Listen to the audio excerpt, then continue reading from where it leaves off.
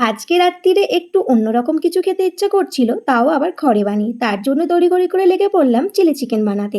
প্রথমে রান্নাঘরে গিয়ে চিকেনটাকে খুব ভালো করে পরিষ্কার করে ধুয়ে নিলাম। তারপর একে একে সব রকমের মশলা দিয়ে চিকেনটাকে খুব সুন্দর করে ম্যারিনেট করে রাখলাম প্রায় 15 মিনিটের জন্য। নীলাদ্রি শোনা একটু কান্নাকাটি করছিল বলে তাই ওকে নিয়ে একটু ঘোরাঘুরি করছিলাম।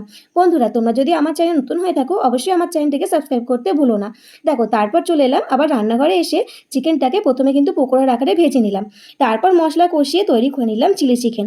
আর সত্যি কথা বলতে চিলি চিকেন খেতে কিন্তু বেশ ভালো লাগে। আর দেখো, এইদিকে মা বানাচ্ছিল একদম আটার একদম নরম নরম গরম গরম ফুলকো ফুলকো রুটি। আর সত্যি কথা বলতে রুটির সাথে চিলি চিকেন বাস জমে যায়। আর এইদিকে এসেছিল আজকে নীলাদ্রি সোনার বাবা। দেখো, চলছে এখানে বাবা ছেলের খুনসুটি। তারপর হয়ে গেছে অনেকটা রাত, তার জন্য কিন্তু খেতে বসে গেছি আমরা সবাই। তো রুটির সাথে চিলি চিকেন, তার সাথে ছিল সন্দেশ আর আম। আজকের খাওয়া দাওয়াটা তো আমার বেশ জমে গেল বন্ধুরা।